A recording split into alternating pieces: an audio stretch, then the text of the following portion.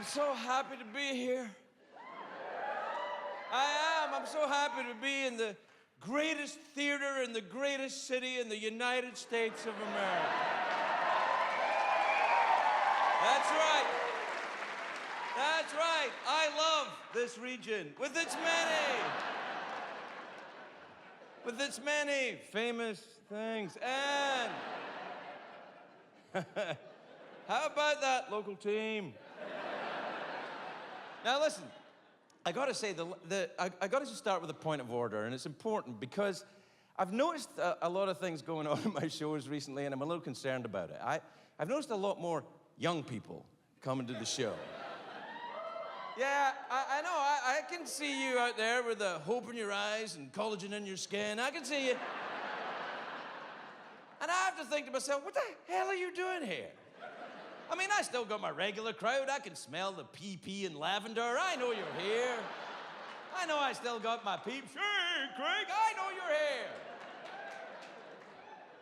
But the young people are here now, and I think you've been watching me on the Tickety Talk, haven't you? Been watching on the Tickety Talk, I know.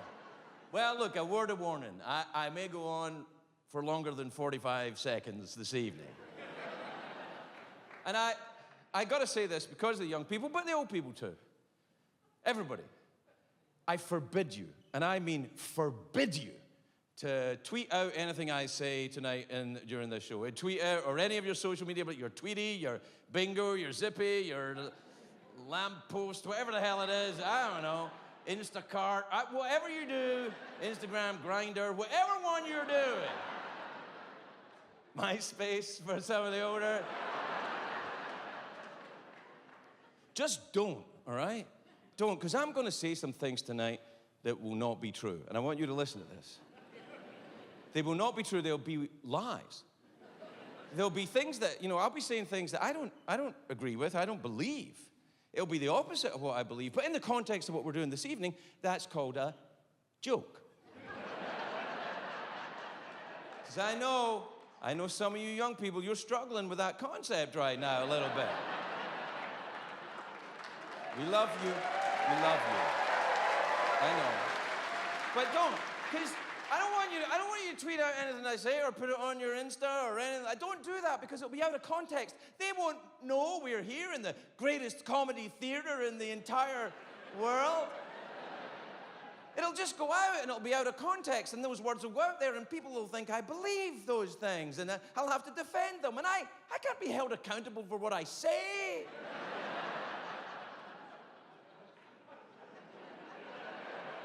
What kind of an America is that, everybody? I know.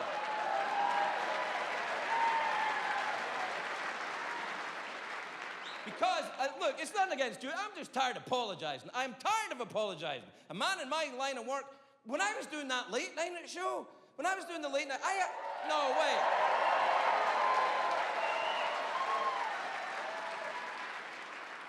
Thank you, everyone that can't afford Netflix. But listen,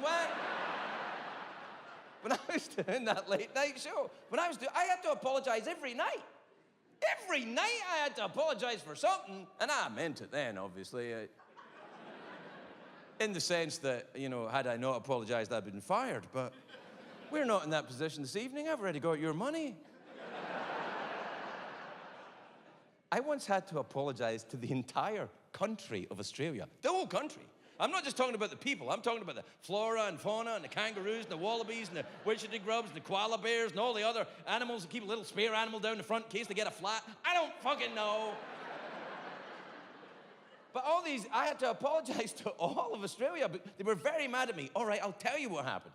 What happened was, there was an Australian actor on the show, a friend of mine, a gentleman by the name of Guy Pearce. You know Guy Pearce? Yeah, he's a great actor, Australian. So Guy Pearce was on the show, and we were just dicking around, guys being dudes, and he was going, oh, Scotland's rubbish, mate. And I was like, Australia's rubbish, mate. And then apparently I crossed a line. I said that Canberra, the capital city of Australia, was a festering shithole. I know I shouldn't have said that. I don't know, I've never been to Canberra. I should have said it is allegedly a festering shithole.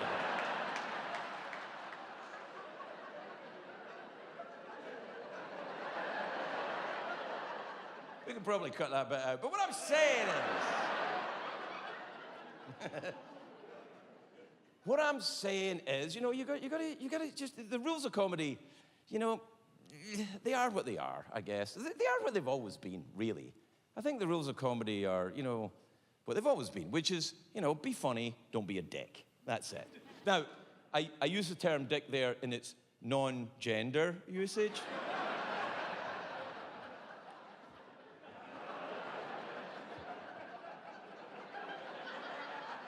I mean no disrespect to my actual dick, who's a beautiful one-eyed dude who suffers from occasional stiffness. Actually, the older I get, that seems to be clearing up a little bit. When I was young, I was all lithe and supple, my dick was stiff all the time. Now I'm stiff all the time, my dick's all lithe and supple all the time. I feel getting so old. I now make the same noises for sitting down as I used to make for sex. Like, oh, that is nice. Oh, I love the feeling of the crushed velvet against my taint. Oh, that is lovely.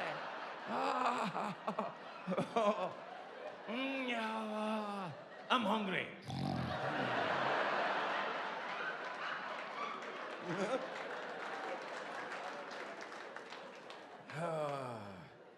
Anyway, look, what I'm saying is the rules of comedy are what they always were. You know, just be funny and don't be a dick. And I think the only people that complain about you can't say what you used to say are old comedians.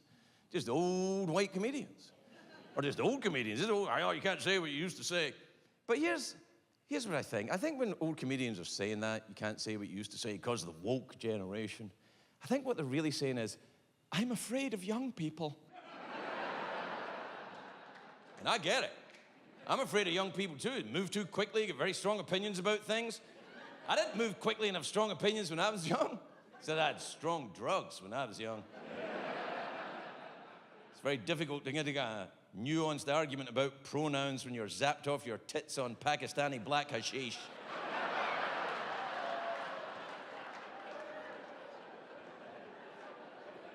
What's your position on the pronoun argument, Craig? Yeah.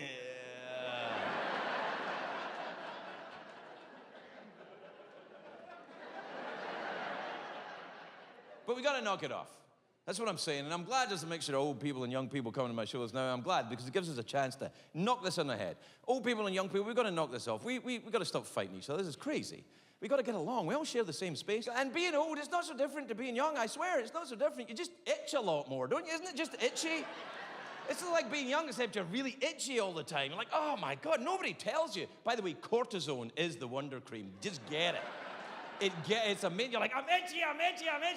Oh.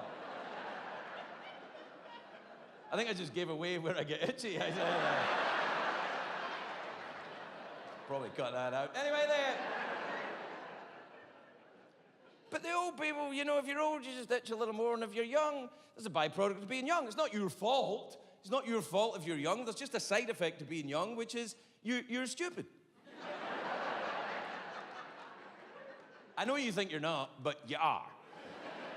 You're so stupid, you don't even know you're stupid.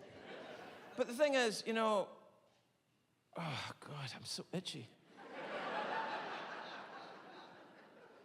But here's the thing, if you're older now, think back, older people, if you're older now, that means you were young in the 60s or 70s or 80s or 90s. What? No, Craig. Yeah, 90s as well. No, Craig, Hoopastank. No, Hoopastank. No, Craig, Hootie and the Blowfish. No, Hootie and the No Fish. They're all dead. They all died. They were all found floating at the top of the pool. They're fine. That's stupid. So what I'm saying is, if you're old now, that means you were young in the 60s, 70s, 80s, or 90s, you know, which means back then, you know, not only were you stupid, you were also, and I don't know about you personally, but statistically, if you were young then, you were promiscuous. Uh-huh. But what happened is the sexy generation, they had a lot of sex. And they had babies. The babies grew up to be the Gen Z and the millennial generation, and they did what the next generation does. They rebelled against the attitudes and the morals of the generation that came before, and it swung the other way, and sex became bad and dirty and naughty and creepy again. Thank you. Because I'm a Scottish Protestant, we're not comfortable with sex the way you guys do it, with the touching and kissing and being in the same room and all that shit. We don't. Scottish Protestants, we have sex by mail. That's how we do it. We have sex by mail. Dear Margaret, I hope this letter finds you well. Oh, you like that, don't you, Margaret?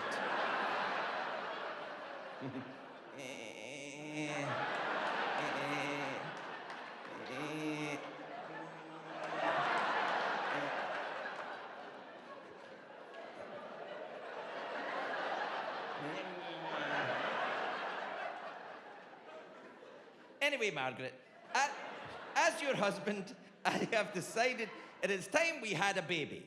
So please find enclosed in this envelope an example of my jizz. Too much? Jizz is too much? Yeah. An example of my man gravy. Man gravy?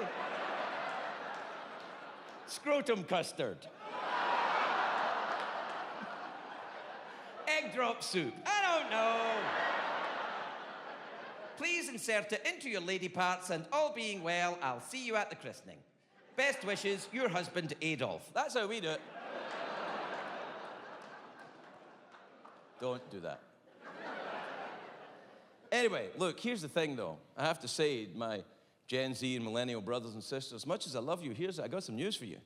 If you're in your 30s, early 30s, mid-30s, late 20s maybe, you're in that wheelhouse, and probably starting to have kids of your own now. And those little tykes you left tied to the furniture in the double wide to be here tonight, I know. I know where I am.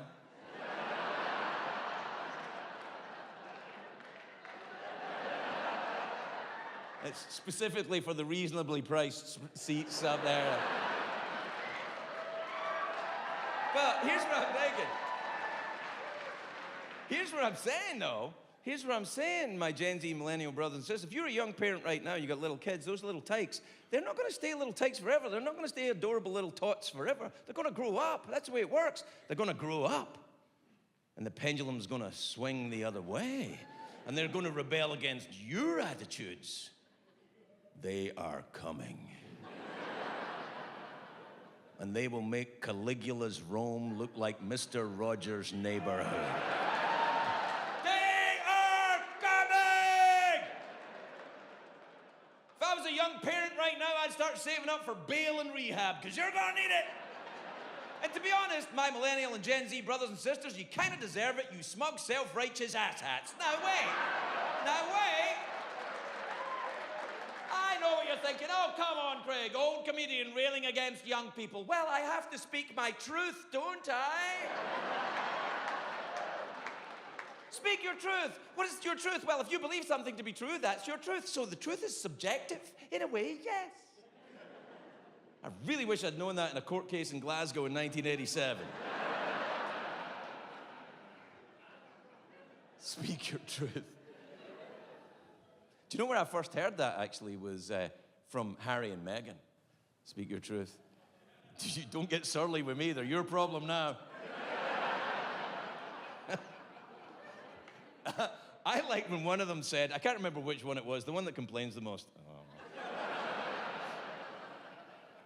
But one of them said, we have some news. I'm like, what? They said, someone in the royal family is a racist.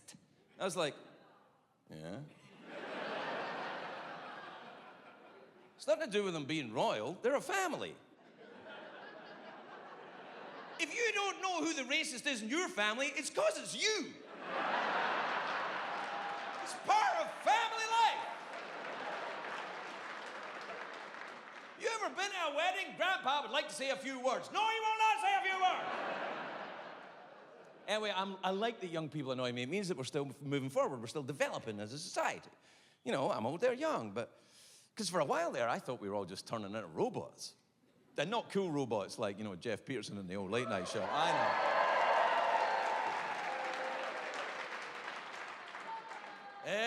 Everybody loved Jeff, I know.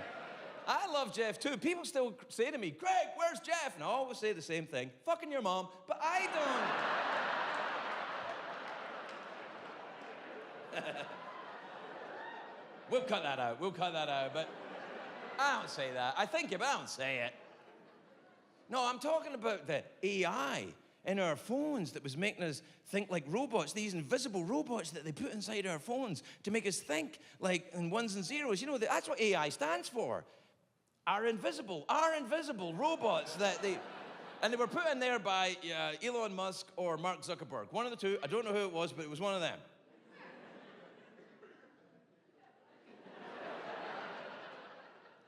Do you know that Elon Musk has 28 children?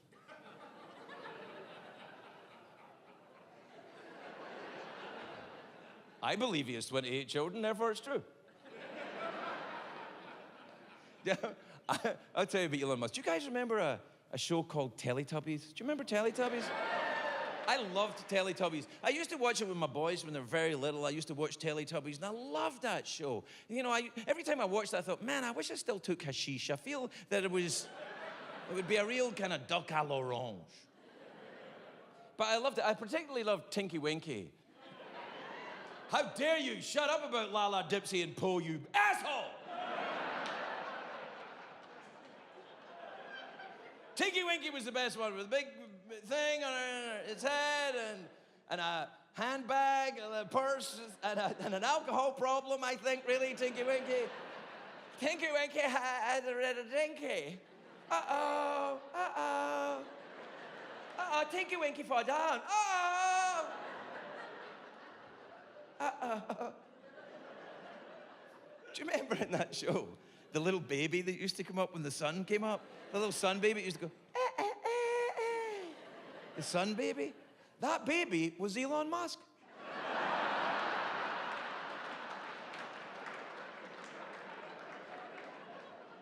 I believe it was.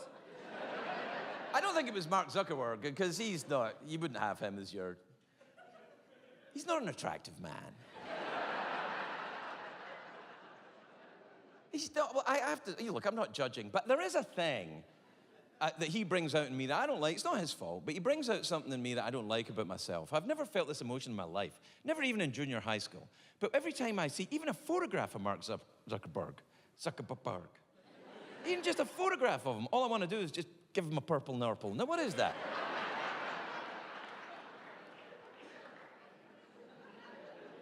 Anyway, what I'm saying is we have to stop thinking like robots. I've thought of a way of saving Earth from robot thinking. I used to have friends, I've still got them actually, friends, good friends, and I didn't agree with them at all. I don't even like them. They'll get guys that come around. My wife still says to me, why is this guy coming around for dinner? You hate this guy. I'm like, I know, but he's my friend. That's how it works. But now it's like, you have to think like a robot. Agree with me or you're wrong. You think the way I think or you're canceled. So we have to stop thinking like robots, and we all have to think more like my Auntie Betty, who lives right here in this city.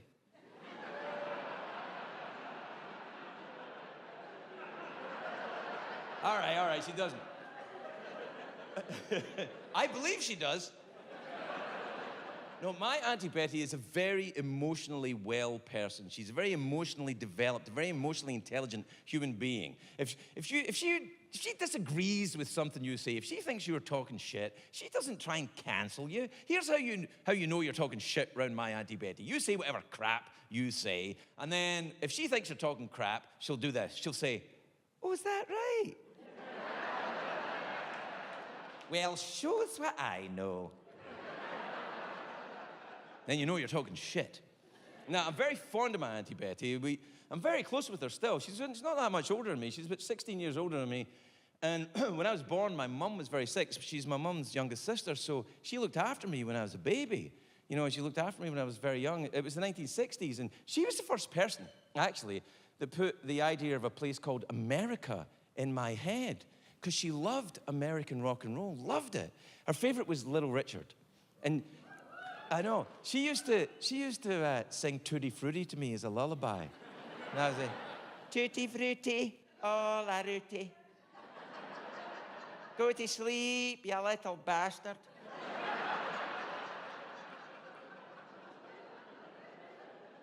Years later, when Little Richard was on my late night show, I was surprised he didn't have a Scottish accent.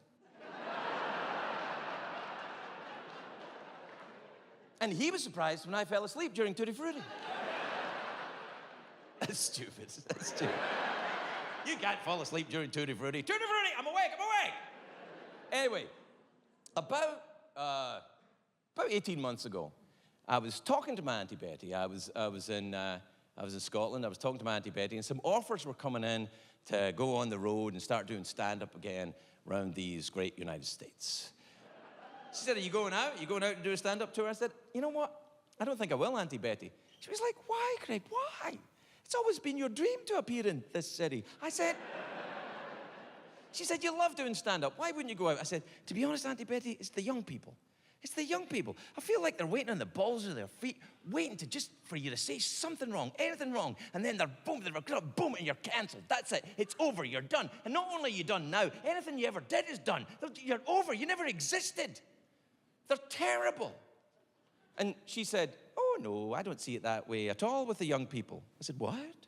She said, no, Craig, the young people today, I see it more like, do you remember that old David Bowie song in the 1970s when he sang, changes? And I was like, no, Auntie Betty, no, not changes. They're fascists. That's what they are.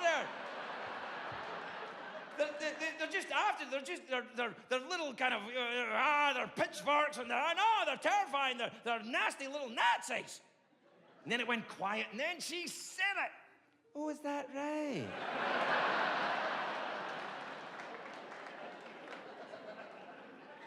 Shows what I know. And that's when I knew I was talking shit. So I had to rethink my whole worldview about the young people. I had to alter my entire Weltanschauung. You're welcome, one German academic. Finally, a joke for me. Oh, that's cool.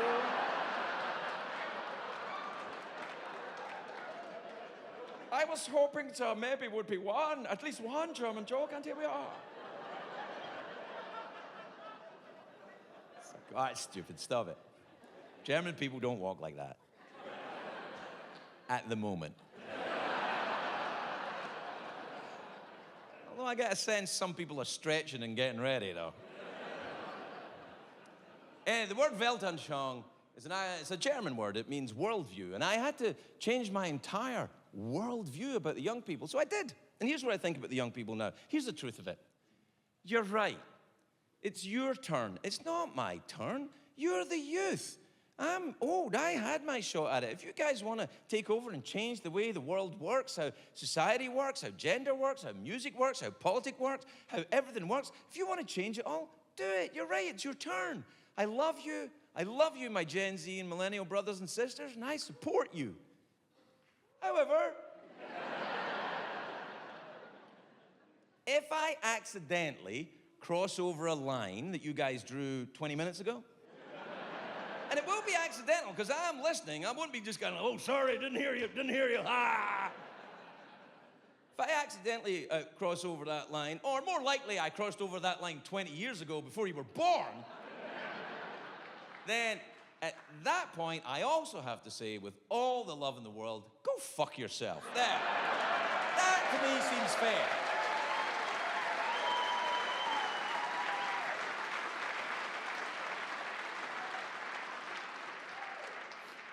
I feel that's a decent compromise. I'm 61 years old. I'm not afraid of getting cancelled on social media. I'm afraid of getting canceled by God.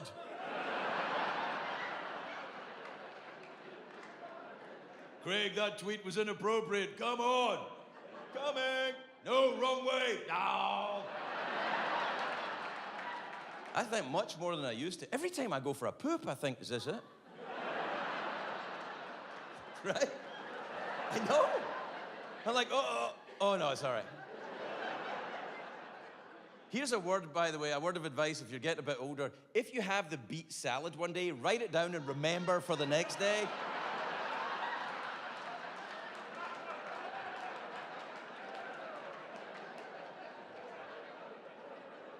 You can give yourself a nasty turn. I think about it more than I used to. I thought I was going to die when I had the COVIDs. Did you guys hear about that, the COVIDs? I mean, I know it never got here, but did you hear about it? You guys are like, yeah, just keep walking.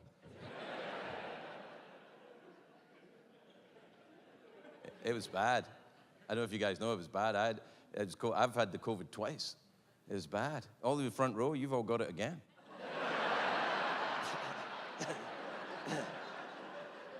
Actually, I had to get tested for this, so I'm fine. I do feel a bit monkeypoxy, though. I don't know.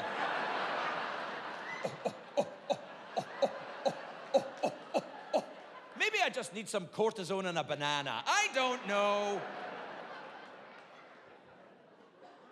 I had the COVID twice. It's bad. I thought I had it right at the beginning, right at the very beginning, like the very beginning, before masks or testing or anything. When it was still cool. I got it right then. Right at the very beginning. We didn't know what was happening. I got it right at the beginning when we thought you could get it from not having enough toilet paper in your house. That's when I got it. Quick, COVID's coming, get toilet paper. Why? Well, you have to stuff it in your ass. Why? Well, the COVID bat flies into your house, and if it sees your ass is open, it flies up your ass and goes into your body.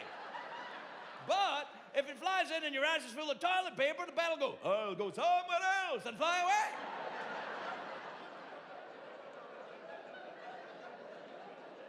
I got it right at the beginning when we thought you could get it from not washing your groceries correctly. Like you buy your groceries and you take them home and you wipe them down with bleach. And then look at it for 3 days. That ham look COVID-y to you? I don't know. I'm so hungry I could eat a COVID bat. It was bad. And it wasn't just the COVID, right, especially at the beginning. It was the fear that was everywhere with the COVID. Because you didn't know what bonus feature you were going to get with the COVID. What are you going to get as your DVD extra? What are you going to get? You get COVID. What are you going to get? You're going to get long COVID? You're going to get the cardiovascular thing? You're going to get the beet salad? What are you going to get? And I'll be honest with you, the first time I got COVID was bad. But the bonus feature was much, much worse. The bonus feature I got the first time with COVID, much worse than the COVID. I got, as my bonus feature the first time around, a horrible, agonizing, debilitating UTI. That was a particularly female ooh, if you don't mind me saying so. Listen, I hear you, my sisters. I had no idea. I apologize. I'm here for you, ladies. I'm so sorry. I did not know. I had no idea. Cranberry juice. Cranberry juice. Unbelievable. If you don't know what a UTI is, you're probably a dude. UTI stands for urinary tract infection. Oh, really, Greg? I thought only ladies got a UTI. No! Anyone that's got a UT can get an I.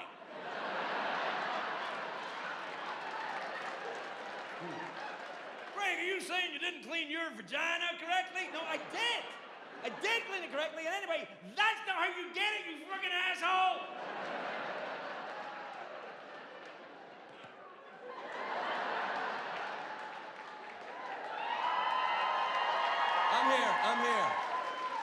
I'm here and I apologize, ladies. I apologize. I had no idea. It was bad. I mean, it was so bad. I was sweating and horrible with the COVID and my penis was on fire. It was like the 1980s all over again. swear to God, the only relief I could get, I swear, was putting my penis in a glass of cold water. It's like, I could never go back to that Denny's.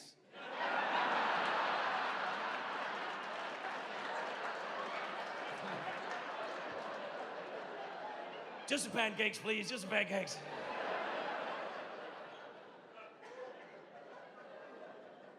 It was really bad. And I was in Scotland when I got it. I was in Scotland, so I couldn't even see my regular doctor.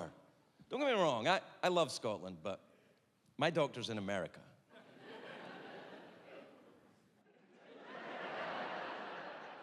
I apologize if I've offended any Scottish doctors who are here this evening. I know there's no Scottish doctors here, nobody's smoking.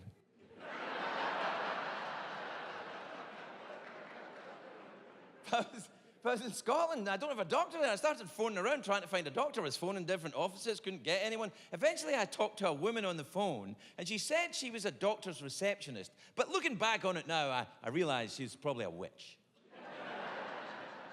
You shall not talk to the doctor until you answer my questions 3. Did you wash your groceries? Did you stuff toilet paper in your ass? It was all of that.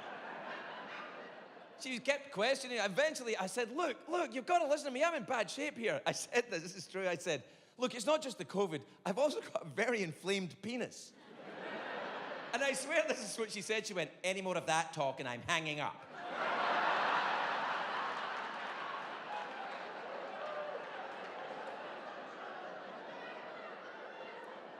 But I managed to persuade her I was sick. So she said, all right, you sound like you're quite sick. The doctor will see you first thing Monday morning. This was Friday night. I said, it's Friday night. I could be dead by Monday morning. She said, well, you should have washed your groceries. And hung up. The whole weekend, I was in this flat in Glasgow, in this apartment in Glasgow, and I was sweating and dying. I was like, oh, my God. And about 4 o'clock in the morning on the Saturday, I swear this is true, I was standing in the bathroom naked, with my penis in a glass of cold water. And my penis was very distressed. It was like, I was like, quiet, Snorky, it's all right, boy. That's right, Snorky.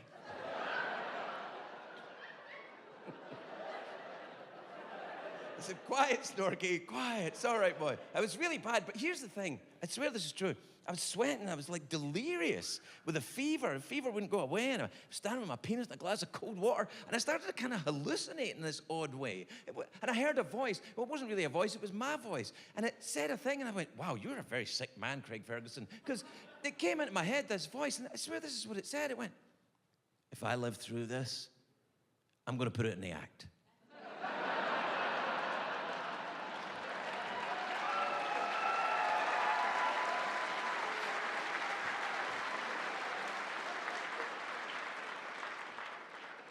Turning adversity into gold.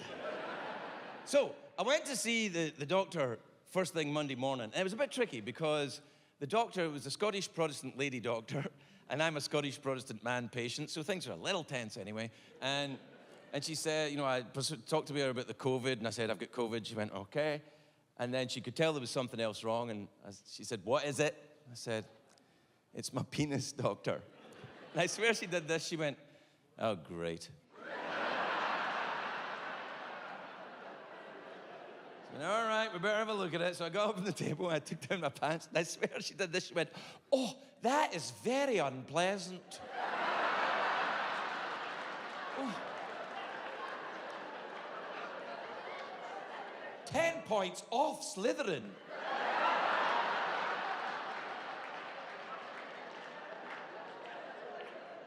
She got a little tongue depressor thing and she moved it.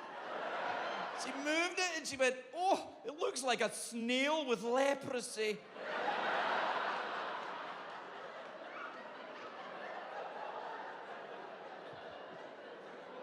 I said, am I gonna die? She said, no, you're not gonna die. It's a UTI, you big baby. I'll give you some antibiotics and it'll clear right up. I said, what about the COVID? Am I gonna die from that? She said, I don't know. That obviously I was fine. I'm sorry to the young people for talking about my illnesses. Sorry, everybody. You know, but I've reached that age. when I was young, my stories were great. It was like, yeah, we took some Patagonian acid, we stole the space shuttle and drove it to Hooters.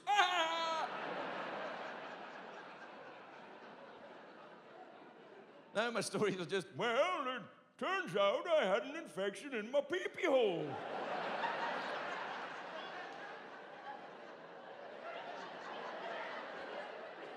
Looked like a snail with leprosy.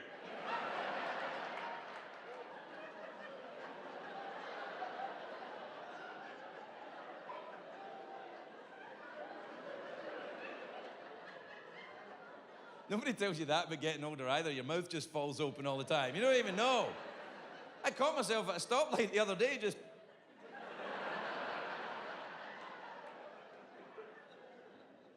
Anyway, sorry about talking about my illnesses. I won't do it again. The second time I got COVID,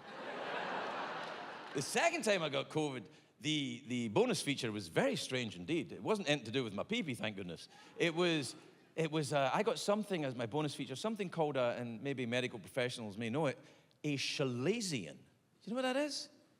No, I didn't know either. I thought it sounded adorable. A chalazion? Well, that's lovely. It sounds like a leprechaun's walking stick or something. Touch me, chalazion, and I'll give yous a pot of gold. This is how leprechauns walk, apparently. I'm sorry for walking like this. I've got a UTI. Anyway, a chalazion is a horrible, very unpleasant eye infection. And it looks like a sty, but it's not a sty. It's very different. And I was like, oh, and I was in Scotland again when I got COVID again. Just saying. And I had to go and see the same doctor that I'd looked at my pee-pee at the previous thing. And I went in and she looked at my eye and she went, it was bad, it was all swollen. She went, oh, what's that? I went, I don't know. Hence my visit to you, doctor. She went, it looks like a sty. I went, yeah, I thought it might be that. She went, okay. She said, I better have another look at your penis just in case. I said, no, forget it. You had your chance, doctor. That's the stupidest thing I've said so far. You've had your chance. All right, shut up. Anyway, she said, it looks like a sty. I went, okay. She went, okay, it's a bad one though. I said, I know. She said, okay, I'll give you a course of antibiotics. I'll take care of it. I went, okay. So I start taking this course of antibiotics. And I leave Scotland, I come back to America, and I go to Los Angeles, and my eye's not getting better, it's getting worse.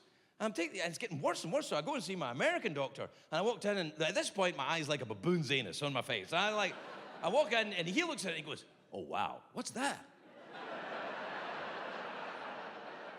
I don't know. He went, yeah, looks like a sty. I went, yeah, I know, that's what we thought. He went, okay. I'm going to give you a course of antibiotics. I said, I took antibiotics in Scotland and they didn't work. And he went, I'm going to give you some American antibiotics. American antibiotics will kill your motherfucking eye. American antibiotics will take away that sty. American antibiotics when you are feeling rough. American antibiotics built Ford tough. I'm like, yeah, hell yeah. Hell yeah, give me some of those American antibiotics. He went, okay, and he ordered them, and the American antibiotics arrived in a monster truck. They came in a monster truck, and it was being driven by Chuck Norris. And Chuck Norris jumped out of the monster truck and he landed in front of me. He opened his pants and a bald eagle flew out of his pants and circled my head and dropped the American antibiotics into my mouth, and I felt them tingle to every one of my red, white, and blue veins. And they didn't work. Because antibiotics don't work on a chalazion, but we don't know it's a chalazion yet. And I'm starting to get really worried now. Like really worried. And I start going on the internet, looking around for cures, which is a very bad idea. Don't do that.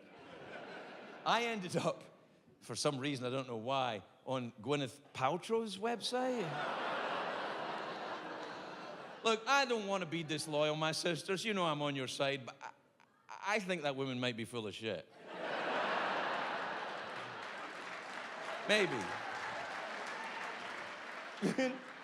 I read a thing, I don't know if it's still up there, but I read a thing on that. This is true. It's like, ladies, if you're feeling a lot of negative emotions and you've got a lot of, just depression and bad things going on in your body, try putting a hen's egg in your vagina for a while, and it will absorb the negative emotions. I'm like, are you crazy? That's insane. That's dangerous. What if that hatched?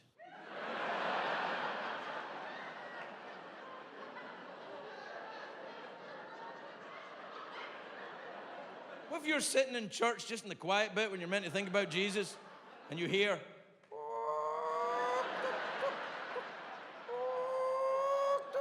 Susan, what's that? It's just gas.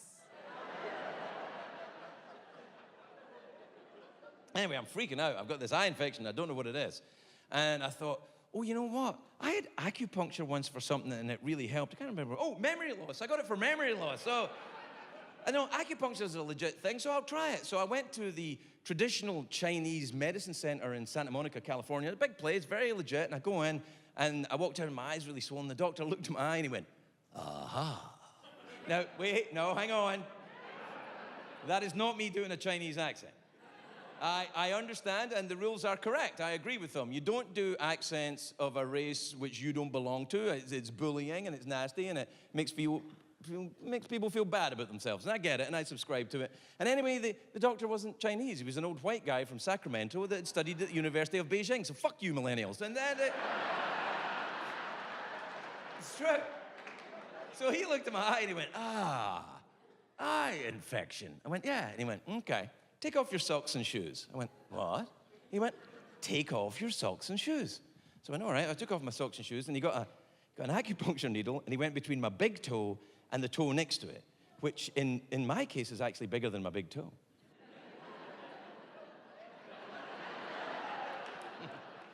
I don't know what it means. But it is. I had a girlfriend once who said, I think it's a sign of intelligence. I was like, no, I knew it isn't. I didn't say that. I thought it. I didn't say it. Anyway, he gets this needle, and he goes between my big toe and the toe next to it, and he goes with a needle in my eye. I went, ah. I went, whoa. And he went, in my eye. I went, ow. I went, wow, I didn't know your eye and your foot were connected like that. And he said, oh, yes. Otherwise, how could you walk to what you see?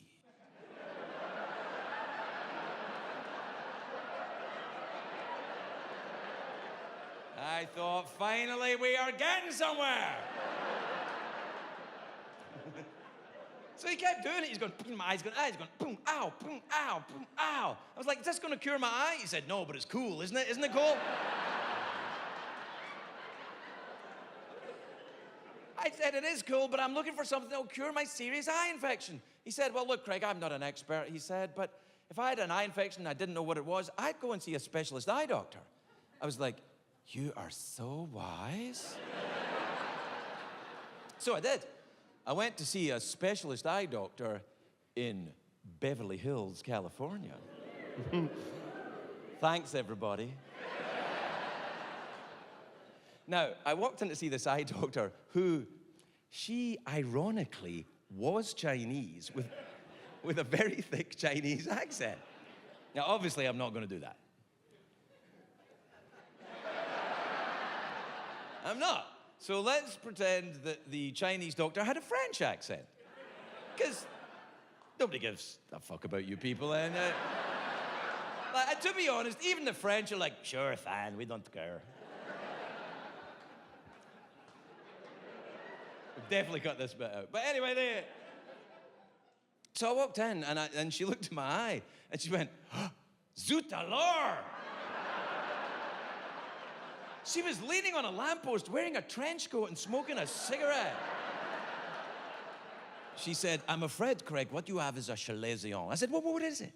She said, a chalazion, Craig, is an eye infection of a particular type. It is a piece of dirt or detritus. It blocks the tear duct, and it gets infected. Now, normally it becomes a little pus ball. We pop the pus ball, and the pus rolls down your cheek, like when the clown cries.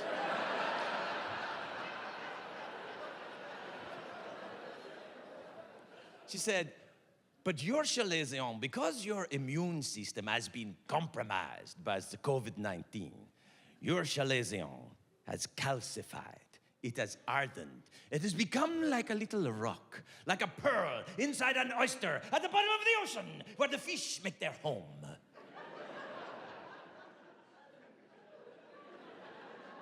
She said, I'm afraid we're going to have to operate. So I had to have an eye operation, which I don't know if you've ever had an eye operation, but it's nowhere near as much fun as you think it's going to be.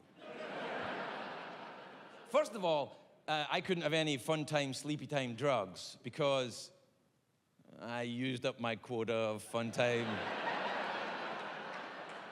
sleepy time drugs some time ago.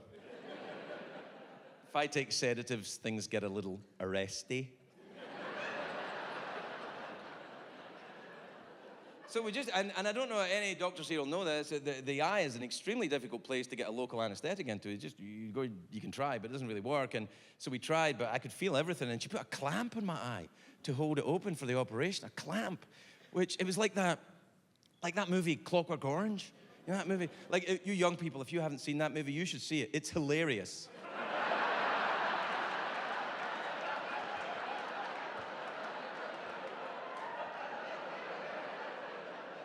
I love the idea of a touchy millennial seeing Clockwork Orange for the first time. Ah! To be fair, even in the 1970s, people were like, ah! Even Stanley Kubrick, who made that movie, was like, I'm sorry, everybody, I probably shouldn't have done that. Anyway, she put the clamp on my eye. And she was a great doctor, I mean, a genius, an artist. She made a little incision with a scalpel. I felt her doing it, and then I felt the tweezers going in, the little things, and she wriggled around in there, and she found the little stone and pulled it out. It was amazing, and she put it in a little dish, and that was it. And she didn't even give me stitches, just put a little super glue under my eye, and it went like that. I went, ooh, that's good, do the other side.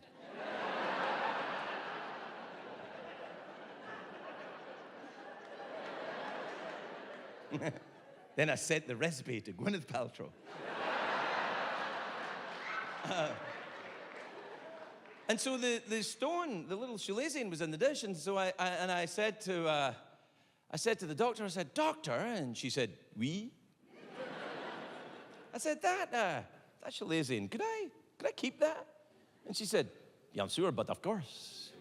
It is your chalazion. You grew it yourself, like the winemakers of Provence grew the grapes to make the Sauvignon.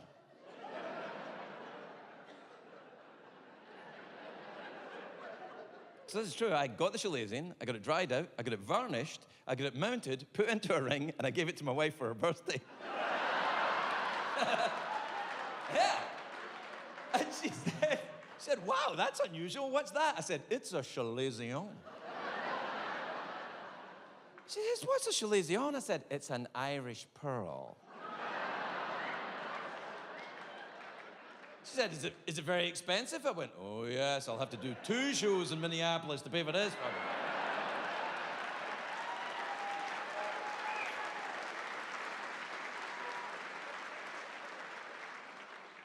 And here we are.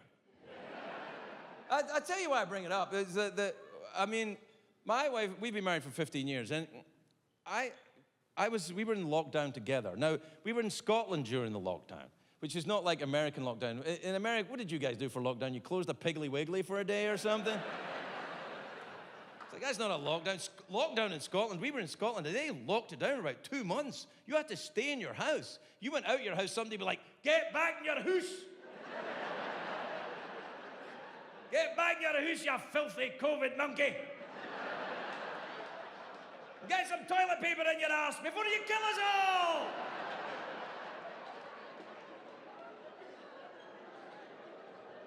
Anyway, the thing was, we were, locked together in the house for 2 months together. And normally, I'm out working, I'm doing stuff, and we're going around.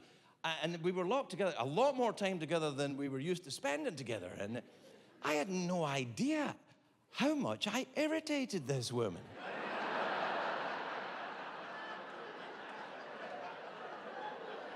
It's like, wow, I am a dick.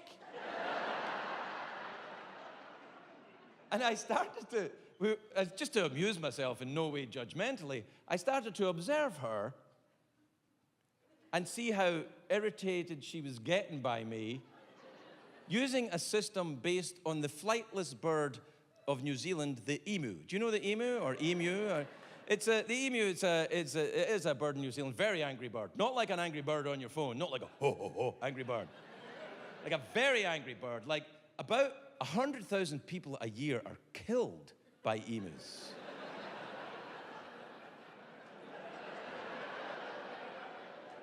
I believe that to be true.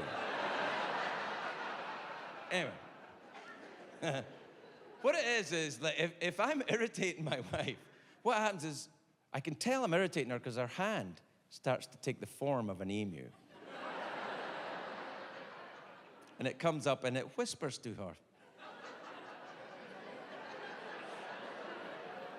And then it looks at me. And she talks to me. Tells me where I'm going wrong. And I can take that. It's not that dangerous, but when another emu comes up, now you get two emus. And if the emus start talking to each other, you know you're in trouble, because that's when you're going to get, "That's not how you get a UTI, you fucking idiot!"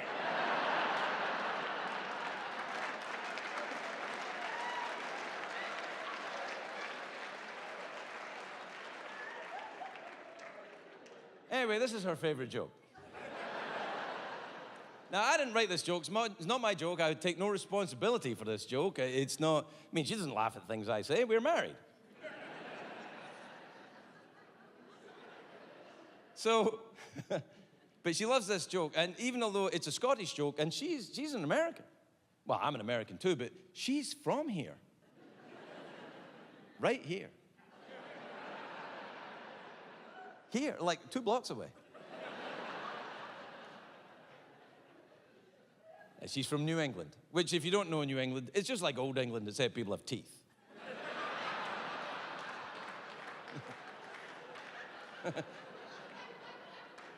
Oh, you're from New England, yes. Well, I can tell because of your magical white mouth stones.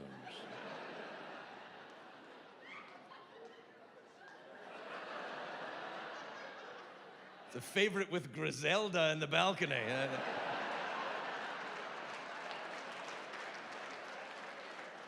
Anyway, look, this is our favorite joke. All right, here's the joke. Very simple joke. Set up, punchline, we're done.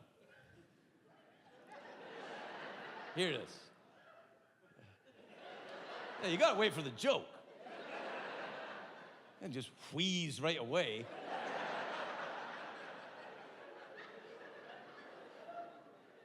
Here's the joke.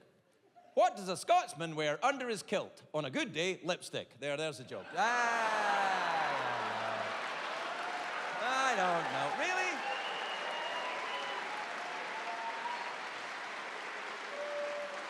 Really? I know. I don't love it. To me, that joke's a little heteronormative. You know what I'm saying? Although it would depend on what was under the kilt and then who applied it and what it was applied with, so... All right, I think I just fixed that joke. What a time to be alive. Good night, everybody. Good night, good night.